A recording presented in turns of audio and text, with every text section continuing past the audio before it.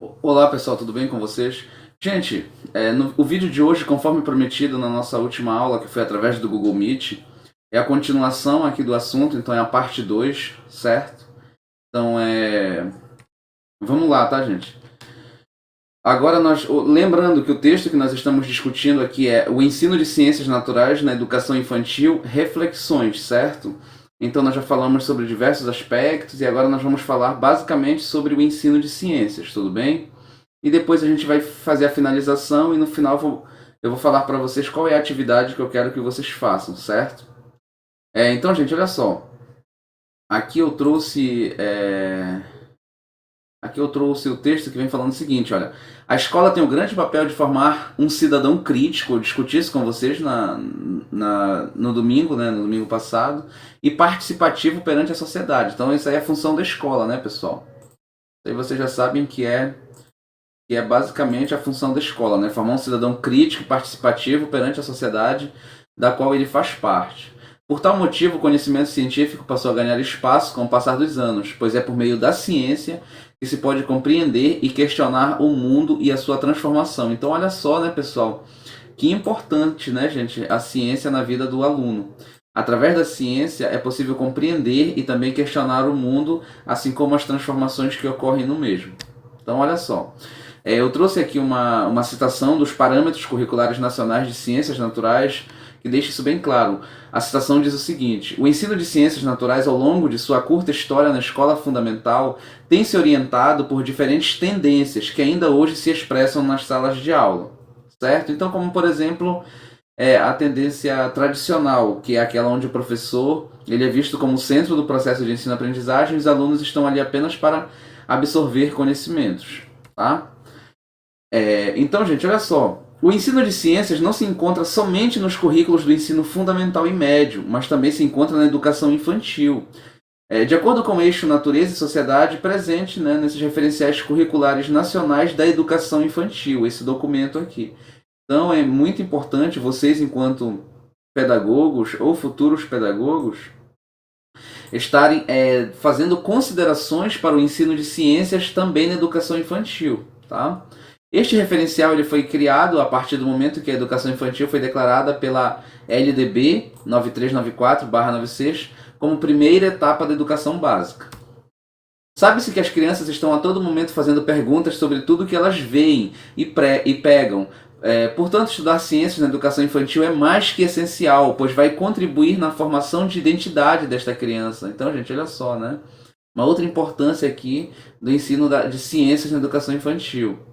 Por tal motivo, o eixo Natureza e Sociedade encontrado nesse documento, que é o RCNEI, trabalha com temas tanto do meio natural como do meio social das crianças, para que assim, desde cedo, elas já estejam se preparando para se tornarem críticas e participativas na sociedade. Então percebam como esse texto a todo momento ele fala dessa importância, né, do ensino de ciências para tornar, né, para fazer com que essas crianças elas sejam sujeitos críticos e participativos na sociedade. Eu discuti com vocês na aula de domingo a respeito, né, justamente dessa curiosidade que faz parte do universo infantil. Né? As crianças elas têm muita curiosidade, querem saber o motivo de tudo, porquê disso, porquê daquilo. Então vocês, enquanto pedagogos, enquanto professores da educação infantil, podem aproveitar, né, essa característica das crianças, uma característica bastante curiosa, para estarem justamente repassando esses conhecimentos científicos que são de suma importância para a formação, para a construção da identidade desses sujeitos, enquanto cidadãos críticos e reflexivos diante do meio em que vivem. Tudo bem? Gente, ensinar crianças não se resume a trabalhar, perdão, ensinar ciências não se resume a trabalhar leitura de textos e atividades práticas, mas a mesma deve caminhar lado a lado com a tecnologia. Gente, isso aqui é muito importante, tá? O ensino de ciências deve caminhar lado a lado com a tecnologia, com o meio ambiente e a sociedade, tá bom? Então, olhem como isso é importante, né? O que a gente pode conversar a respeito disso? Tecnologia, pessoal, ela provém dos conhecimentos científicos, né? Através dos conhecimentos de matemática, de física, de química, de biologia, das engenharias, de um modo geral. Então aí surge a tecnologia, como por exemplo os computadores, as televisões, as antenas, né? Antenas parabólicas, aviões. todos os meios de transporte em geral, né, a própria internet, né, o Wi-Fi, isso tudo é tecnologia e vem do conhecimento científico, conhecimento físico, matemático, químico, né, até mesmo biológico. E aí, pessoal, a gente percebe como está extremamente, né, esses conhecimentos tecnológicos que provêm da ciência estão diretamente relacionados com o meio ambiente, né, pessoal? Que é com a natureza de um modo geral. Por exemplo, o descarte de baterias de telefones. Isso ocasiona problemas graves para o meio ambiente. Então é importante que, ao mesmo tempo que o professor vai ensinar ciências, ele esteja fazendo uma relação, né, uma contextualização aí entre esses eixos temáticos. Né? E a sociedade de um modo geral, né, pessoal? A influência da tecnologia na sociedade, a influência desse conhecimento científico, os pontos positivos, os pontos negativos. Isso é uma visão mesmo bastante generalizada que vocês têm que procurar estar discutindo aí com os alunos a respeito desse tópico. Tudo bem? Continuando. Quando o ensino de ciências passou a ganhar espaço nas escolas, o método de ensino predominante era o tradicionalista, onde o aluno era visto como um mero receptor de conhecimentos e o professor tinha o papel de apenas transmitir esses conhecimentos. Sendo assim, as aulas eram todas expositivas. Olha só, gente, aulas expositivas, né? Deixando de lado o principal objetivo das ciências. Qual é o principal objetivo das ciências? A investigação. Neste período, o importante para a disciplina não era a qualidade do conteúdo a ser ensinado, mas sim a quantidade de conteúdos trabalhados. Então, pessoal, percebam que na educação tradicional, o professor é colocado no centro do processo de ensino-aprendizagem, os alunos eles estão ali apenas para aprender, né, através de aulas expositivas, quadro, material, livro didático às vezes, aula expositiva mesmo, quadro, giz, né, o livro didático, basicamente é isso. Então, nesse contexto de educação tradicional, o mais importante não é a qualidade do ensino, e sim a quantidade, encher o aluno de conteúdo programático, né, pessoal? Então, hoje a gente tem que... Vocês não têm que ser professores que vão trabalhar dentro dessa concepção tradicional. Isso é uma concepção mais moderna de ensino-aprendizagem, mais progressista, onde vocês vão considerar os saberes que os alunos já trazem consigo quando chegam à escola, saberes esses que estão relacionados ao seu meio sociocultural, né? Às suas experiências de vida. Enfim, já discutimos sobre isso na aula passada. Na década de 60, chegaram ao Brasil as teorias cognitivistas, tá bom? Vocês, enquanto pedagogos, devem conhecer a fundo essas teorias, né? As teorias cognitivas. Lembre-se, cognitivo está relacionado ao pensamento, né? Então, por exemplo, Piaget, Vygotsky, um pouco depois, né?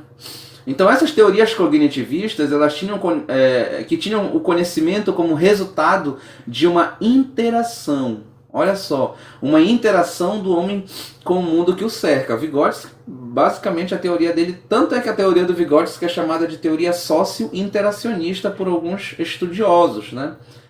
Porém, somente em 1980 que estas teorias passam a ter influências significativas no ensino de ciências. E aí tem a teoria de várias teorias, teoria dos campos conceituais, mapas mentais, teoria da aprendizagem significativa de Ausubel, a própria teoria do Vygotsky, que é a psicologia histórico-cultural, que chega aí nesse período de 1980. Então aí começa a ter uma revolução, né, pessoal, nesse campo acadêmico aí do ensino. Ainda no contexto histórico, em 1964, o golpe militar possibilitou um modelo econômico que exigia uma demanda social pela educação. Neste mesmo ano, as propostas de educação para o ensino de ciências passaram por grandes influências e inovações. A partir desse momento, começa a nascer uma preocupação maior ao ensino de ciências, e com isso, mudanças em sala de aula passam a ocorrer. As atividades investigativas passam a ganhar espaço, e para isso os cursos de formação de professores começam a dar uma ênfase maior a essas atividades, incluindo-as em seus projetos. As atividades práticas ganham um novo olhar, então a gente percebe que está havendo mudanças, né, nesse período aí pós-intervenção militar no Brasil, né? As atividades práticas ganham um novo olhar e chegam às salas de aula como grandes heroínas e precursoras do ensino de ciências. Sendo assim, os parâmetros curriculares nacionais de ciências naturais, que foram criados aqui nesse ano, olha, gente, 1997, né? Então já estávamos próximos de chegar no século XXI. Então, esses documentos aí, que são os PCNs de ciências, nos apresentam qual passa a ser o objetivo do ensino de ciências, a partir do momento que ele ganha espaço nas salas de aula. Então, o objetivo fundamental do ensino de ciências passou a ser, olha só, o de dar, né, condições para o aluno identificar problemas a partir de observações sobre um determinado fato, levantar hipóteses, testar essas hipóteses, refutá-las e até mesmo abandoná-las caso elas se mostrassem inviáveis para a explicação de um determinado fenômeno da natureza, né? Trabalhando de forma a tirar conclusões sozinho. Tá bom, gente? Então percebam a mudança que teve, né, do ensino tradicional para esse novo ensino aí que chega em meados aí da década de 90, né, pessoal? Então o aluno deveria ser capaz de redescobrir o já conhecido pela ciência, apropriando-se de sua própria forma de trabalho, compreendida então como o método científico, né? Então o aluno, nesse contexto, iria apropriar-se da forma de trabalho do conhecimento científico, que é o método científico. São justamente esses passos aqui, né? Identificar problemas a partir de observações, levantar hipóteses, testá-las, refutá-las e até mesmo abandoná-las, né? Caso fosse necessário, certo? Então esse é o método científico, né? É dessa forma que se constrói ciência, né, pessoal? Uma sequência rígida de etapas pré-estabelecidas, tá? Como as ciências... pessoal, desculpem pelos erros aqui, ó, erros de coesão, né? Mas eu copiei lá do artigo, então o erro aqui no caso não foi meu, né? Enfim, continuando, como a ciência começa a ganhar espaço, o próximo passo era mudar a mentalidade dos professores. Talvez isso fosse mais difícil, né, gente? Pois esses docentes eles estavam acostumados e adequados ao método de ensino tradicional. Porém, com as mudanças, os mesmos, né? Ou seja, esses professores eles começam a perceber novos objetivos para o ensino científico. As mudanças eram muitas e estavam ocorrendo a todo momento.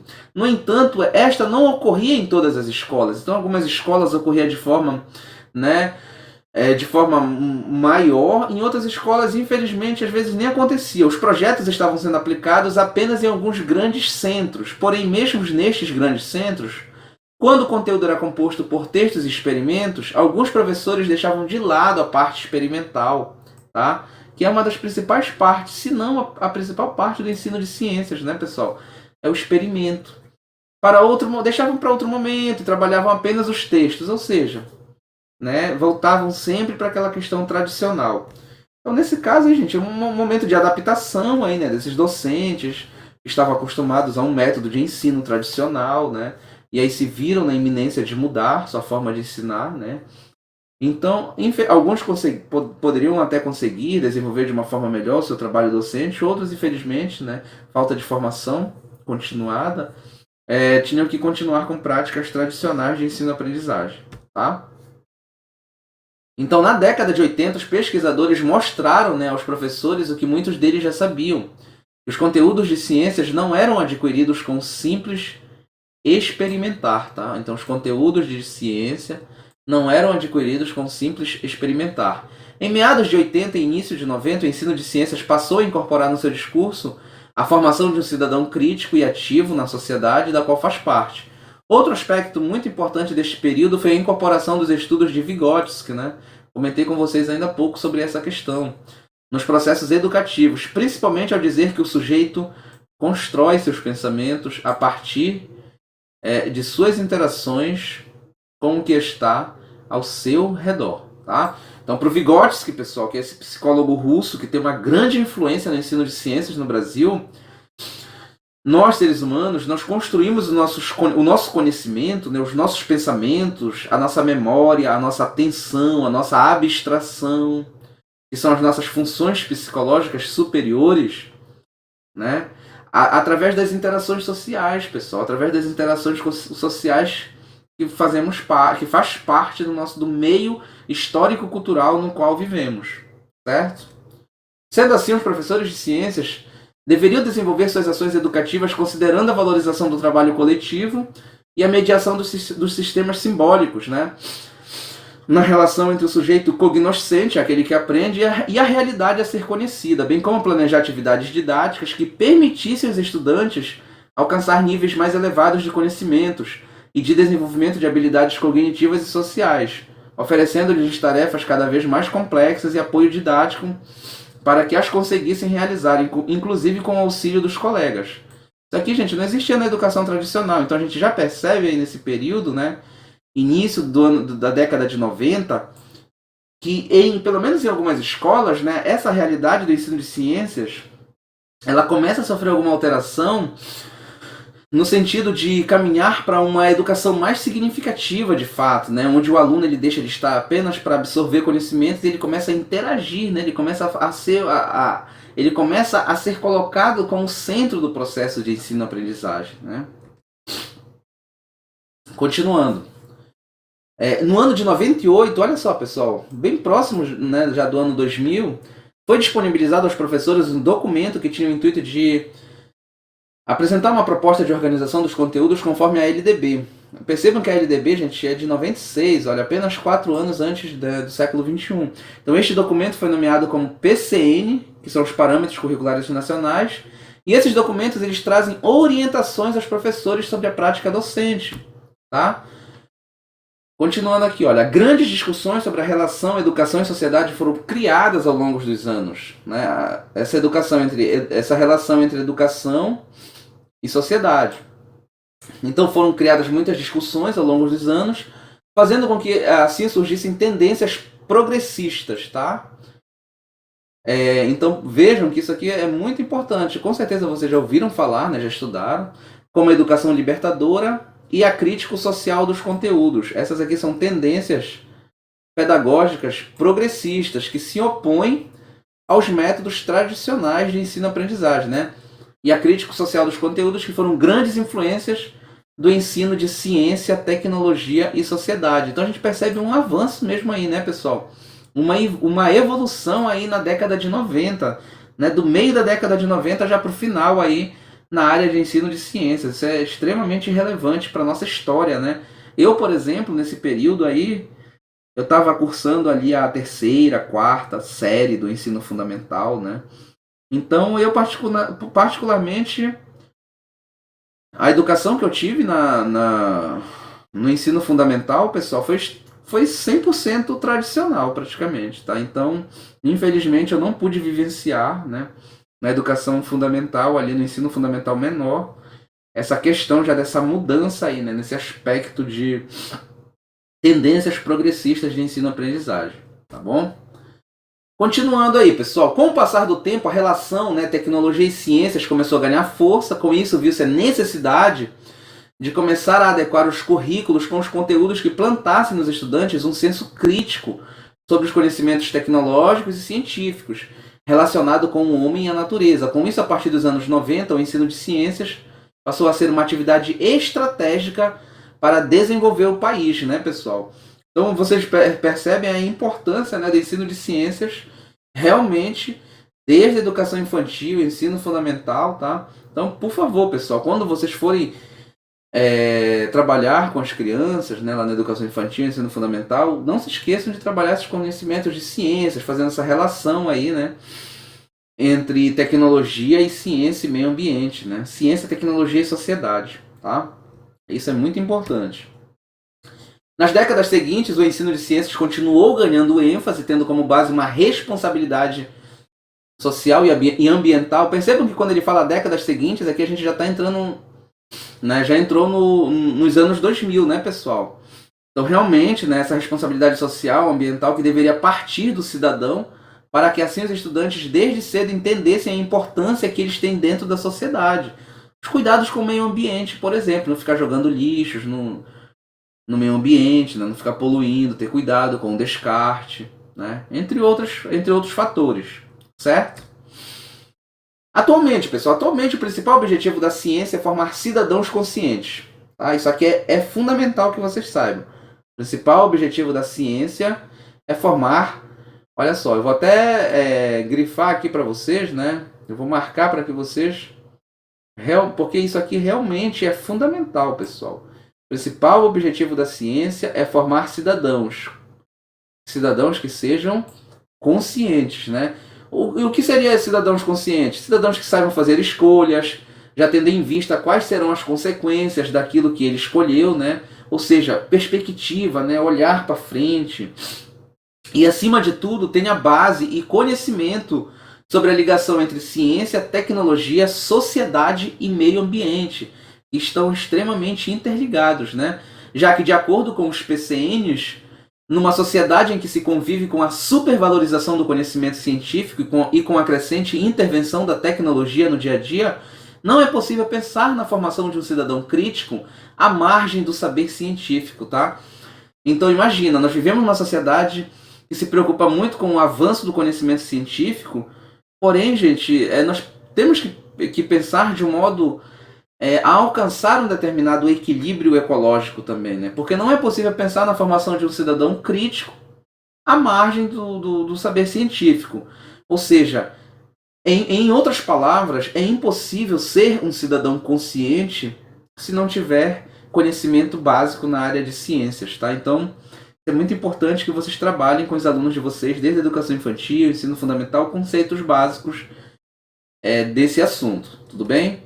Além do ensino de ciências no ensino fundamental e médio, ele também aparece na educação infantil. Isso eu já comentei com vocês, né? Esse documento aí, que são os referenciais curriculares nacionais para a educação infantil, que foi criado pela Secretaria de Educação, tem como objetivo servir de norte para que os professores de educação infantil possam formar cidadãos conscientes e desenvolver de forma plena a autonomia e identidade desses alunos, né? E ele é dividido em 3 volumes, tá, gente? Esse documento aqui, olha. Eu posso estar encaminhando depois para vocês aí na plataforma, tá? Que já está disponível, inclusive. Amanhã eu já estou disponibilizando para vocês esses documentos, né? Amanhã, no caso, que é hoje, né, pessoal? Porque eu estou gravando o vídeo aqui já faz... Tá passando da meia-noite já, tudo bem? Então, olha só, gente. Esse material é dividido em 3 volumes. No terceiro volume, nomeado como Conhecimento de Mundo, apresentam-se eixos que trabalham a linguagem da criança e sua relação com tudo aquilo que a cerca, certo? Muito importante esses documentos, tá, pessoal? Vocês devem conhecer, tudo bem? As crianças da educação infantil estão amparadas aos conteúdos de ciência por meio do eixo natureza e sociedade. Apresentado no terceiro volume do referencial, este eixo tem como objetivo principal trabalhar o meio ambiente e a parte social também, no qual a criança está sempre em interação, certo? Então, olha só, pessoal. Aqui, gente, basicamente, olha, nesse slide, ele vem falando do que, galera? Olha só, né?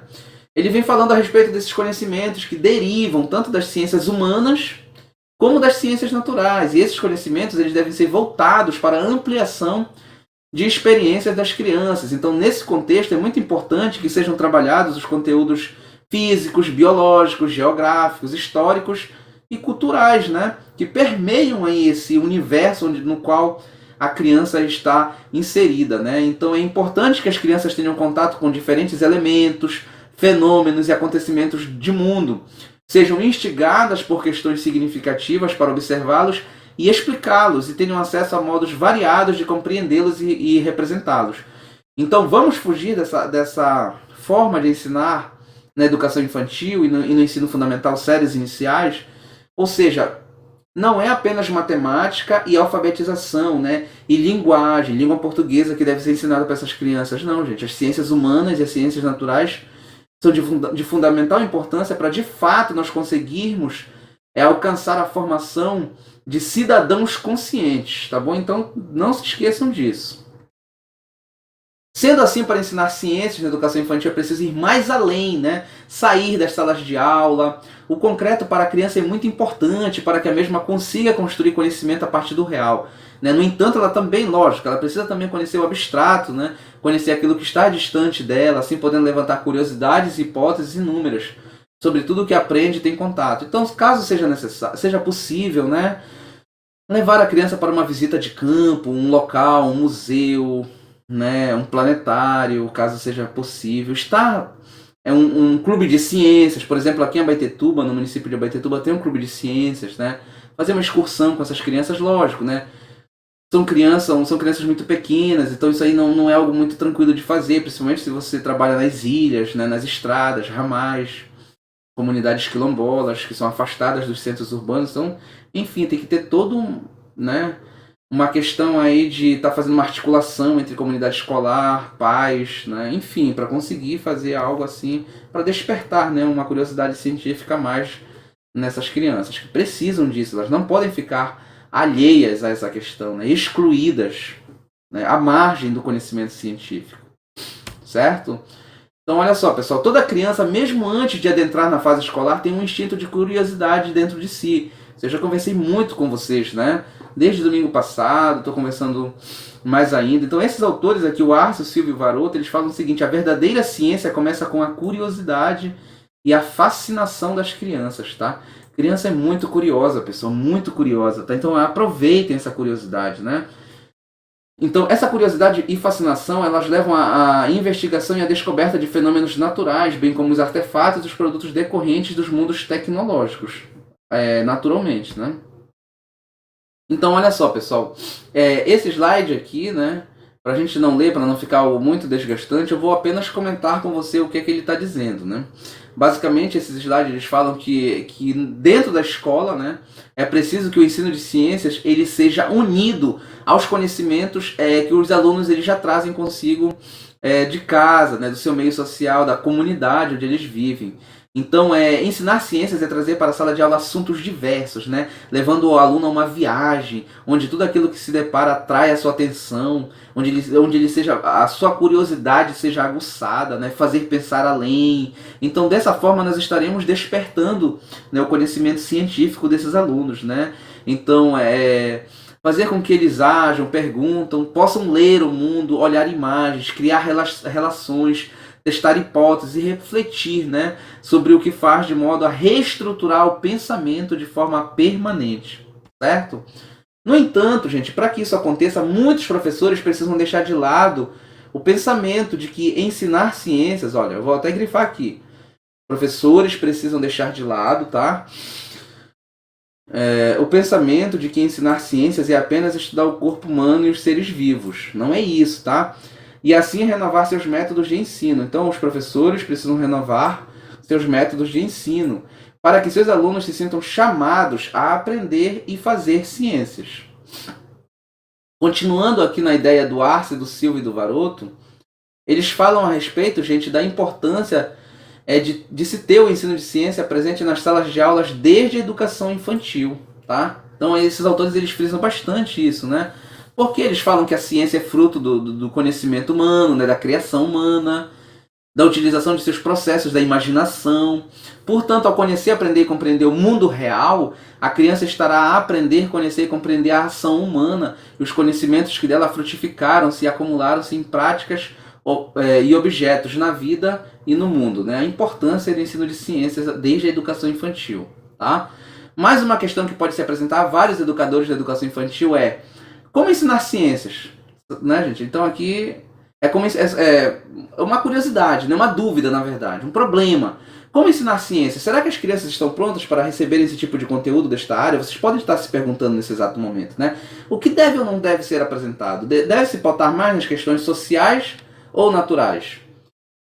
Então aqui os autores, né, o Arce, o Silvio e o Varoto, eles falam a respeito dessa dúvida que vocês podem ter. O professor ele deve sempre estar consciente de que todo e qualquer ensino deve ser baseado em algo que a criança já carrega acumulado consigo. Isso aí é a ideia do Vygotsky, né, pessoal? Trabalhar os conceitos cotidianos, né? Ensinar conhecimentos científicos a partir dos conhecimentos cotidianos, que são aqueles conhecimentos que as crianças já trazem consigo, né?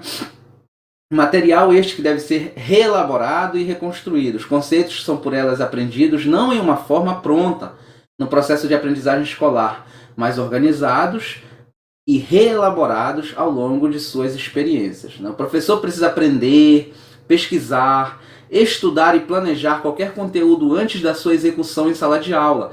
Isso evita que concepções equivocadas possam ser construídas pelos alunos, devido a informações equivocadas trabalhadas na escola.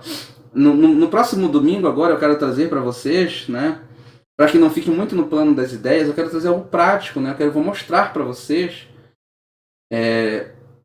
algumas ferramentas metodológicas de ensino de ciências que vocês podem estar utilizando futuramente com os alunos de vocês em sala de aula. Tudo bem? Então, gente, olha só. Esse slide aqui, pessoal, ele fala basicamente, galera, ele fala o seguinte, olha, ele fala das fases, né, que as crianças elas passam aí na educação infantil, e o professor ele deve estar muito atento a essas fases, certo? Então tem esses dois autores aqui que são o Craig e o Kesher, eles falam o seguinte: crianças de 0 a 1 ano são fortemente dependentes do adulto, isso é fato. Sendo assim, existe a grande necessidade da interação adulto-criança, trabalhando a exploração do próprio corpo por meio de experiências e diferentes sensações no contato com os objetos. O ambiente precisa ser aconchegante, mas também apresentar diversos desafios com o uso de matérias que possam medir a relação e as brincadeiras entre o adulto e a criança, tá, pessoal? Aí a gente já entra num pouco do universo de Vallon, né, que fala sobre a questão da afetividade. Também isso é muito importante, né? Com as crianças de 1 a 2 anos, já é possível iniciar um trabalho de grupo, porém não deixando de lado a atenção individualizada que eles precisam dos adultos, né? Nessa fase, as atividades devem ser voltadas para o trabalho com a parte motora, né, da criança, a linguagem, como, por exemplo, imitar o som dos animais, né? O professor deve ficar muito atento à fala e gesto das crianças para não confundi-los e não se esquecer que o tempo de concentração das crianças nas atividades é muito curto. Portanto, a gama de atividades deve ser bem variada, tá? Então a criança ela muda rápido de atenção, né? Uma hora ela está prestando atenção numa coisa, outra já está prestando atenção em outra, então o professor ele deve estar bastante atento a essa questão, essa particularidade, tá? E aí nós chegamos na fase dos 2 aos 4 anos, pessoal. Então percebam aqui que nessa fase aqui dos 2 aos 4 anos já podem ser trabalhadas atividades em rodinhas, dando início aos jogos simbólicos, né? As brincadeiras de faz de conta e uma maior desenvoltura motora para com aquilo que cerca as crianças. A partir desta fase, a criança já passa a tomar decisões sozinha, começa a desenvolver sua autonomia, né? Assim é o momento onde as curiosidades começam a aparecer, onde para tudo o que vê e pega surge a pergunta o que ou por quê. E olha só, né, gente? Como é importante essa fase dos 2 aos 4, né, para vocês trabalharem aí esses processos de ensino de ciências, né, porque é um momento de muita curiosidade para a criança. Então, nesse momento, a criança começa a notar as diferenças entre as coisas, e sua interação se dá por meio do plano simbólico, né? Já no final desta fase, as atividades investigativas podem começar a se fazer presentes, lá por volta dos 4 anos, né? A criança já essas questões de atividades investigativas, né? Elas começam a se fazer presentes, tá? E aí a gente chega nessa fase dos 4 aos 6 anos aí, né? Que no caso já é pré-escola. Então nesse período da pré-escola, as atividades cooperativas, as crianças saem da creche e entram com 4 anos na pré-escola, né? E vai até os 6 anos. Os 6 anos, no caso. Quando ela completa 6 anos, já vai para o ensino fundamental, né? Então nesse período aqui, gente, 4 aos 6, as atividades cooperativas, tá? Olha só, atividades em grupos, né? Devem se fazer muito presentes. E assim também as de investigação, tá, gente? Então olha só como isso é muito importante para vocês pedagogos, né? Saber essas fases, né? Isso aqui lembra muito o Piaget, né, pessoal? Que divide aí o desenvolvimento do ser humano em fases. Nesta fase, a criança começa a estabelecer regras de convivência, a atividade simbólica começa a se tornar mais complexa, né? E o professor deve estar sempre muito atento. O que é uma atividade simbólica, pessoal? É a criança olhar, por exemplo, 5 cadeiras e ver o número 5 e fazer uma relação. 5 objetos com o número 5. O 5 é um símbolo, né? Então isso é uma atividade simbólica. Então a atividade simbólica começa a se tornar mais complexa. Ela vai na rua, ela vai na rua com seus pais, ela enxerga o sinal vermelho, ela fala, pai, para. O sinal vermelho ele representa um símbolo, né, para parar. Então isso que é uma linguagem simbólica, tá? Exemplo. Então nesse processo o professor deve estar muito atento aos interesses e necessidades das crianças para que seu trabalho seja pautado exclusivamente nelas, né? Diferentemente do que acontecia na educação tradicional, certo? Então, gente, olha, de acordo com tudo isso que foi apresentado por esses dois autores, né, o professor deve estar alerta a cada uma dessas fases, né, para que não trabalhe de forma a minimizar ou potencializar o conhecimento de seu aluno, mas trabalhar de forma que consiga desenvolver seu raciocínio em todos os sentidos, ou seja, não deve ir nem muito além, nem muito aquém. O professor deve estar perfeitamente, né, sintonizado com essas fases para que não ultrapasse um nível e nem ensine menos do que deveria, certo?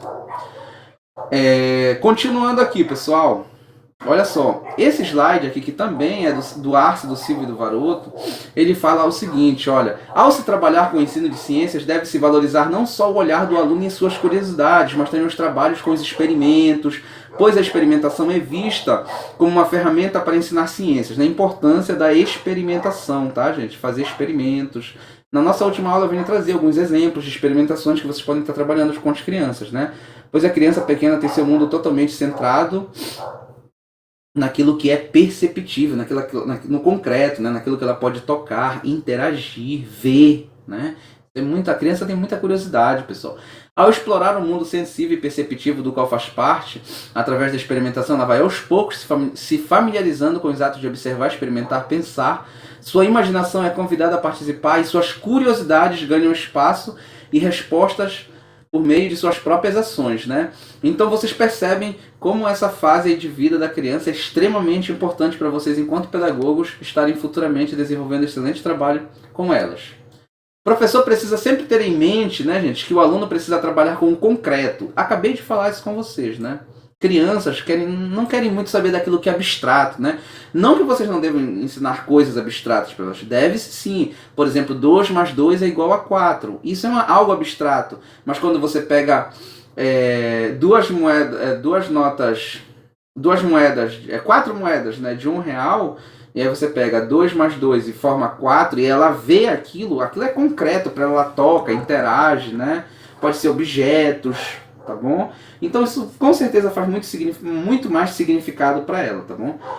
Então ela precisa experimentar para guardar, para aprender e compreender. Portanto, mesmo, né, ou seja, o professor ele deve ter cuidado com os conteúdos que vai escolher para ensinar, pois alguns podem não resultar em ganho algum para seus alunos, tá bom? Então, gente, olha só. Uma coisa é você falar para suas crianças, existem mamíferos, existem animais mamíferos. Animais mamíferos são aqueles que mamam quando pequenos. Tá, então isso é meio um pouco abstrato, né, para criança. Tente se colocar no lugar de uma criança de 4, 5, 6 anos, né, nessa fase aí. Então ela pode começar a pensar se um determinado animal ele é mamífero, etc., né, fazer abstrações, generalizações. Outra coisa é você trabalhar com imagens, né? Mostrar imagens mesmo, desenhos ilustrados, né? Exemplos de animais mamíferos, principalmente animais que fazem parte do cotidiano dela. Tá? Se é uma criança ribeirinha, você vai trabalhar animais ali do contexto, né? Do contexto que ela faz parte, né? Por exemplo, porco, né? Se for uma criança que já mora, por exemplo, num ramal, pode ser, às vezes tem contato com uma fazenda, né? A cavalo, boi, são animais mamíferos, exemplo de peixes, anfíbios, répteis. Isso é ensino de ciências para a criança. Você vai mostrando, né, os animais que fazem parte ali do convívio dela. Por exemplo, no caso dos répteis. Por exemplo, imagina que seja uma criança que faz parte ali de uma comunidade indígena. Pode ser que naquele contexto ali tenha jacaré ali por perto de onde ela resida, né? Cobras, serpentes, né? Sapos, no caso dos anfíbios. E aí você vai mostrando, e aí inclusive você pode aproveitar, por exemplo, no caso das serpentes, né? Para explicar a diferença entre serpentes venenosas e não venenosas, certo? E aí você já faz com que essa criança, às vezes, ela quebre mitos que existem, por exemplo, sobre as serpentes, né? De matar, ensinar que todo animal tem a sua função dentro do meio ambiente, né, para contribuir para o equilíbrio ecológico. Você pode ensinar cadeia alimentar, enfim, gente, só expandir o conhecimento, né? Uma coisa vai puxando a outra aí dentro do ensino de ciências, não é verdade? Então, gente, olha só, em uma aula de ciências, como é que vocês devem agir, né? Vocês devem lançar questionamentos, né, pessoal, para as crianças, problemas. E aí você vai aguçar o pensamento delas quando você fizer isso, né? Desse modo, elas poderão levantar hipóteses. Por que isso ocorre? Né? Imagina, você pega, por exemplo, um pincel lá, ou o seu apagador, você solta. E aí esse apagador ele vai cair no chão da sala de aula. E aí você pergunta para as crianças, por que o apagador cai? Isso é uma curiosidade, né? E olhem só, e aí elas vão começar a pensar e elas vão começar a responder um monte de coisa. Um monte de coisa, certo? E aí você vai aos poucos, e aí você explica um pouco sobre física, aí você pode trabalhar uma videoaula, né? Você pode trabalhar uma videoaula, slides num data show com essas crianças, uma aula bem interativa, né? Aí você mostra uma imagem do Isaac Newton, fala um pouco sobre a vida dele, a história dentro da ciência é muito importante para contextualizar. E aí nesse processo você vai falando que ele foi um cientista que viveu há muito tempo atrás e que um dia ele também se perguntou por que as coisas caíam, e aí ele começou a pesquisar, começou a estudar, começou a investigar, e aí ele descobriu que existe uma força no universo que puxa todos os corpos para o centro da Terra, né? E essa força se chama gravidade. Então a gravidade é o que nos mantém presos, né? É o que faz com que nós não saímos voando por aí, as coisas não voem, não flutuem, nos objetos. A importância da gravidade, né, para o universo, para a vida de um modo geral, né? Então, gente, isso é muito importante. E vocês vão trabalhando esses conceitos com as crianças, né? Então, depois de feito... Aqui, olha, continuando.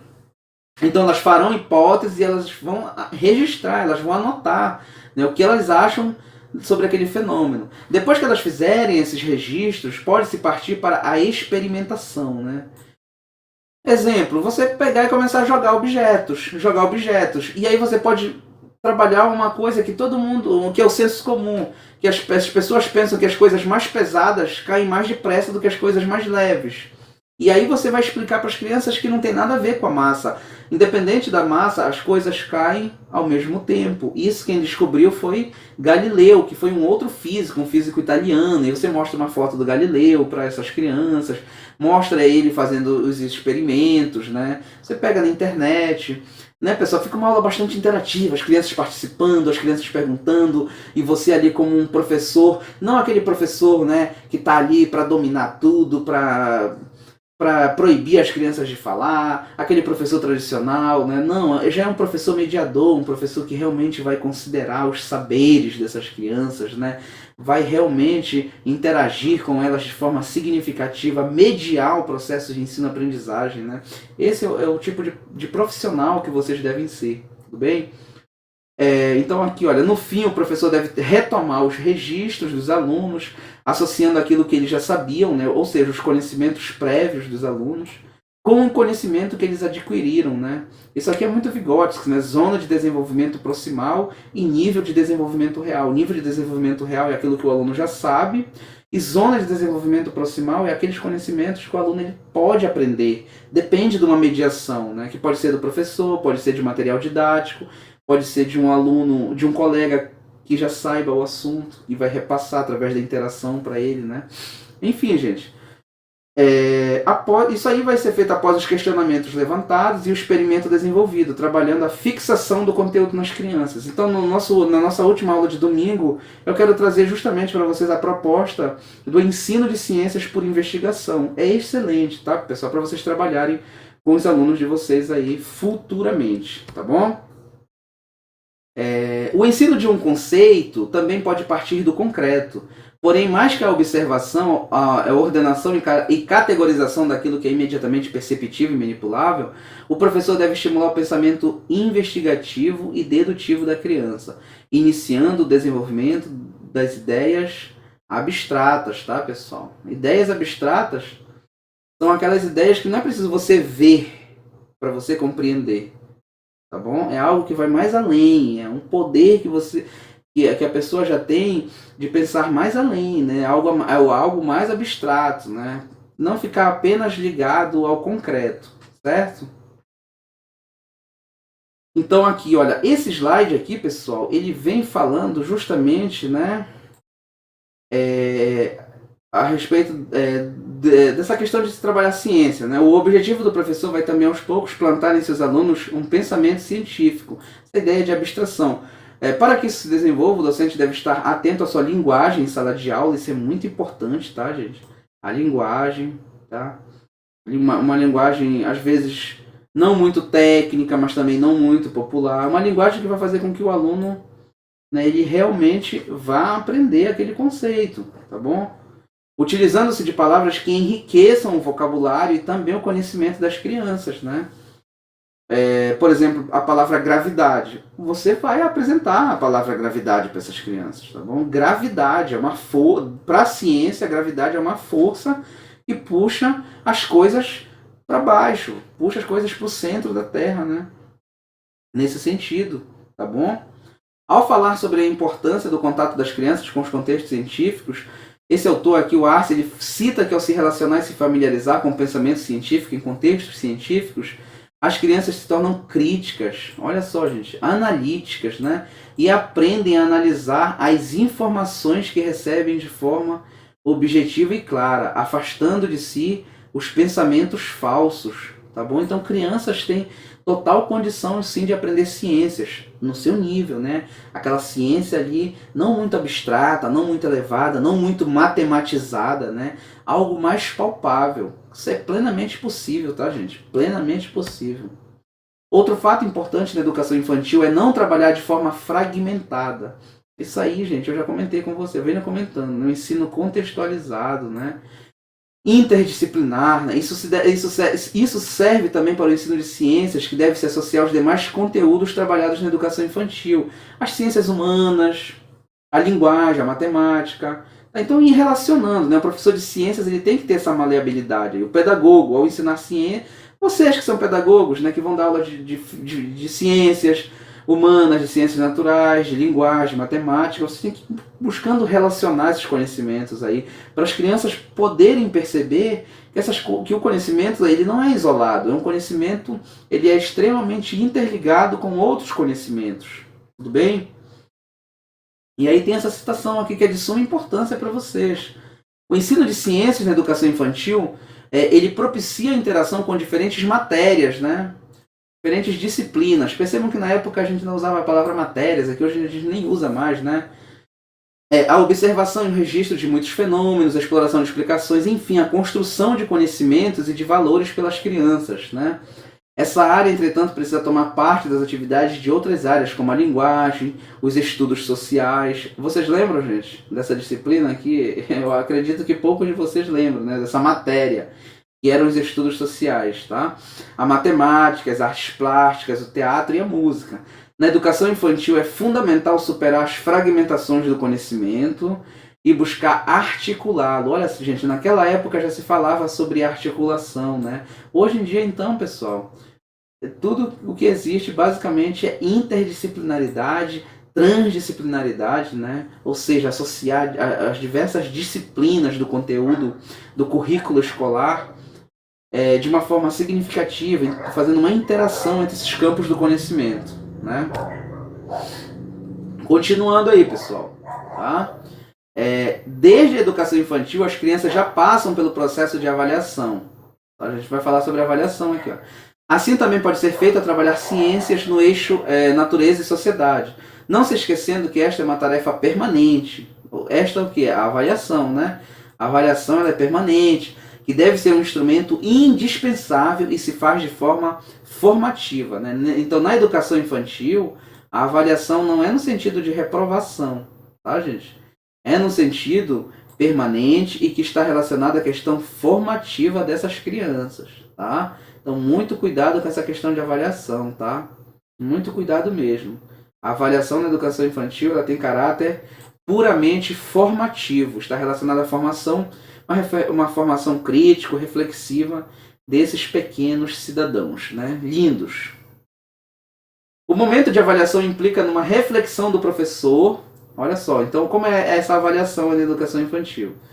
É uma reflexão do docente, uma reflexão, né, sobre o quê? Sobre o processo de aprendizagem, sobre as condições oferecidas para que ela pudesse ocorrer. Às vezes a criança não aprende, não é porque ela não tem capacidade para aprender, é porque ela não teve condições de aprendizagem, né? Infelizmente, às vezes o professor não consegue criar um ambiente de aprendizagem, né, para que elas possam vir a aprender. Tá? Então, às vezes não é culpa da criança, às vezes é culpa do próprio professor. Tá? Às vezes não é culpa nem do professor nem da criança. Pode ser culpa da família, né? Enfim, gente, são várias variáveis que existem. É por isso que na educação infantil a avaliação é puramente formativa, né?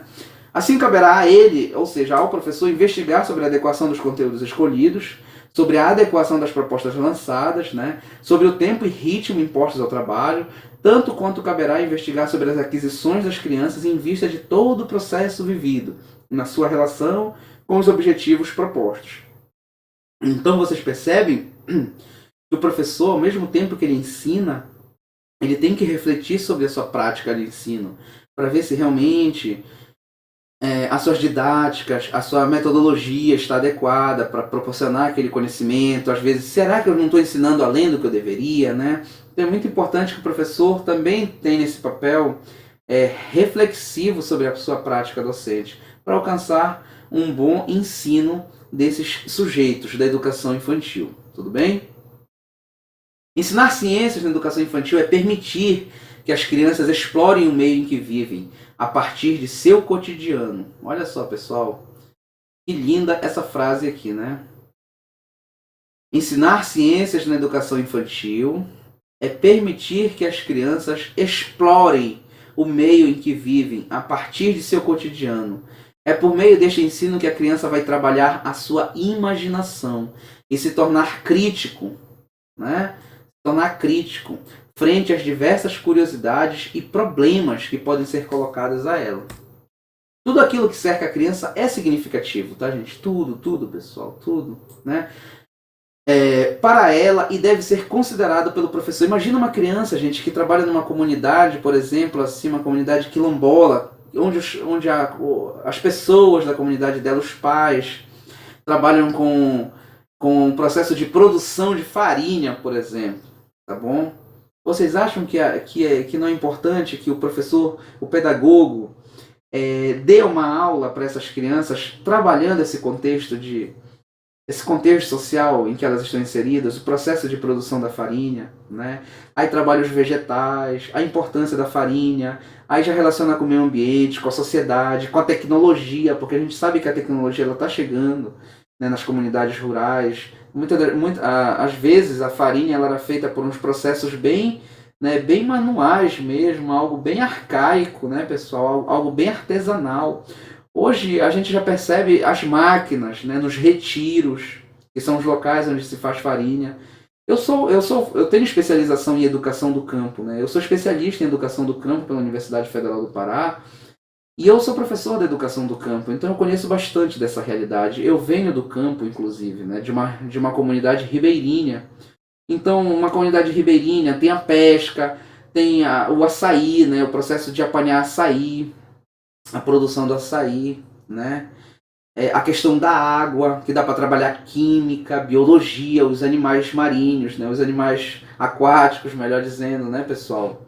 Enfim, gente, é rico. A Amazônia é rica de ciência para ser ensinada para essas crianças. Tudo bem? É o professor que faz a mediação do processo de aprendizagem da criança. Olha só, gente. O professor faz a mediação, é o mediador do processo de aprendizagem da criança. Dessa forma, a sua formação deve ser completa. A formação do professor deve ser completa. A gente sabe, pessoal, que infelizmente não é possível disso acontecer, né? Mas a gente tem que tentar ser o melhor possível. Já que exerce o papel de intermediador entre aquele conhecimento que a criança traz, que são os conhecimentos cotidianos, né? Também chamados de conhecimentos prévios, a partir de suas vivências e experiências, cultura, ou por interferência da escola, né? Com os conhecimentos que serão construídos, ou seja, os conhecimentos científicos, né? Contribuindo para a ampliação do conhecimento de mundo dessa criança. Gente, existem muitos professores, muitos pesquisadores que, às vezes, eles podem até chegar a pensar que o conhecimento que a criança traz consigo, ou seja, o seu conhecimento prévio, o seu conhecimento de mundo, seu conhecimento cotidiano, ele não é importante, deve ser desconsiderado dentro da escola. Não, pessoal, isso é um crime, tá?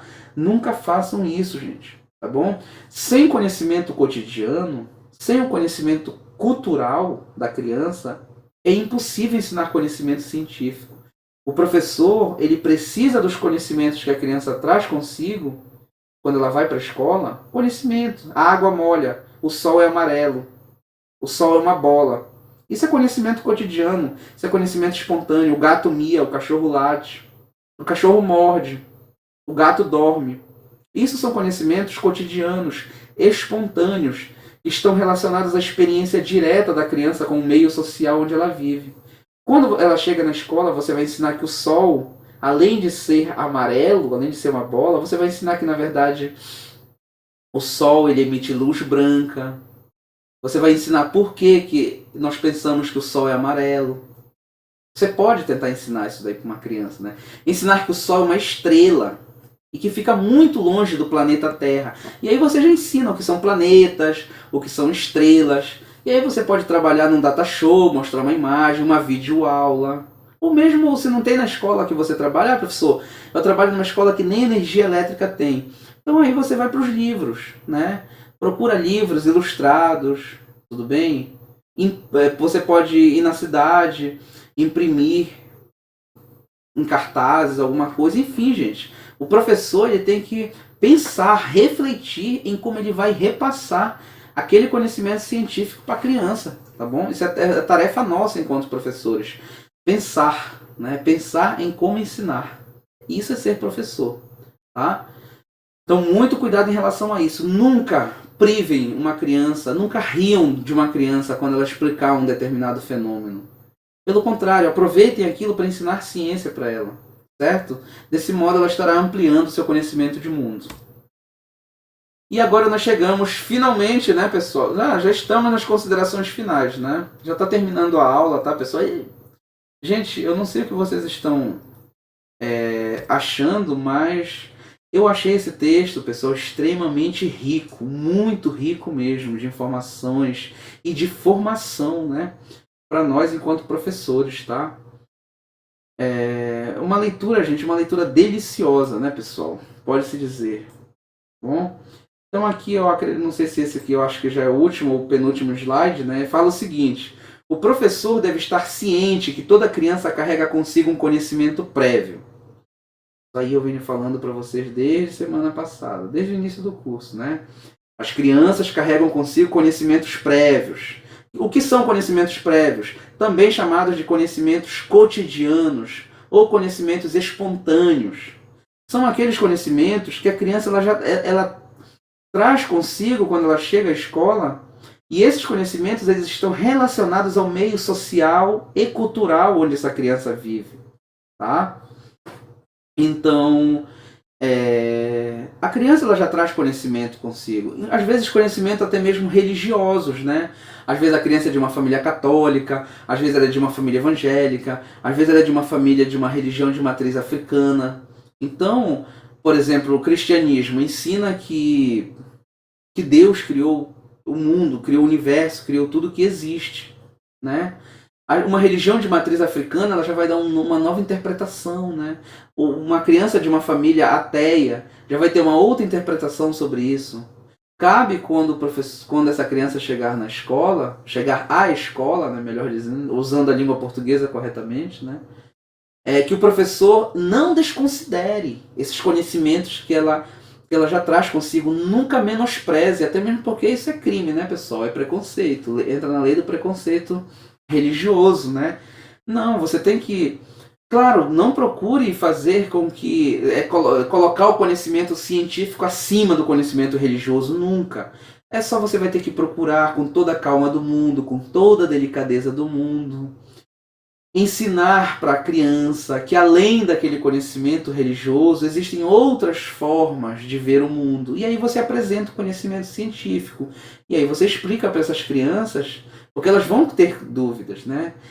Poxa, mas eu aprendi na igreja que é desse modo, agora o professor está dizendo que é desse modo. Aí você vai ter que ter calma, delicadeza, para saber explicar para essas crianças que são formas diferentes de ver o mundo, né? São formas diferentes, forma religiosa, forma científica, e que lá dentro da escola, lá na disciplina de ciências, ela vai ter que saber aqueles conhecimentos extras que existem, né? Então procurem sempre não estar criando atrito aí entre ciência e religião, principalmente para as crianças, né? Porque, inclusive, vocês podem ver até, pessoal, ter problema com os pais dessas crianças, né? Então, se possível, evitar, tá? Sempre respeitando toda forma de saber, tá? Seja uma forma de saber científico ou popular, tá, gente? Que é o conhecimento que a criança traz consigo.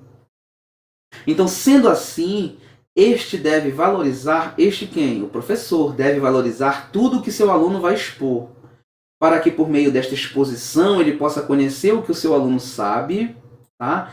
E contribuir para ampliar este conhecimento de mundo adquirido pela criança por meio da sua convivência com seu meio social e seu meio natural, né? Ou seja, a sua cultura, né? Então, pessoal, percebam como é importante, né? O professor aí, ele considerar os saberes prévios, né, que as crianças trazem consigo, o saber popular, né? Então você faz pergunta, quando você for ensinar um conhecimento científico para a criança, seja na área de física, na área de química, na área de biologia, você tem que procurar saber o que a criança já sabe sobre aquilo, né? Substância. O que é um exemplo de substância? Água, café com leite. Não faz parte do cotidiano da criança. É uma substância, é uma mistura, né? Água com açúcar, água e óleo, tá bom? Então a criança ela já tem esses conhecimentos prévios com ela. Trabalhe em cima dos conhecimentos prévios. E dessa forma você estará proporcionando aos seus alunos uma aprendizagem de fato significativa, que com certeza vai fazer com que eles se tornem cidadãos críticos e reflexivos diante do mundo que os cerca.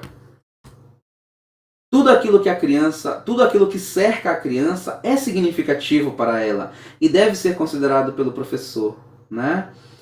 É o professor que faz esse processo de mediação da aprendizagem, a formação do professor deve ser completa, já falamos sobre isso. Ele vai ser um intermediador desse processo de ensino-aprendizagem, né? Considerar os saberes que a criança já traz consigo, as suas experiências, a sua cultura, para dessa forma estar procurando ampliar o conhecimento de mundo da criança. Tudo bem?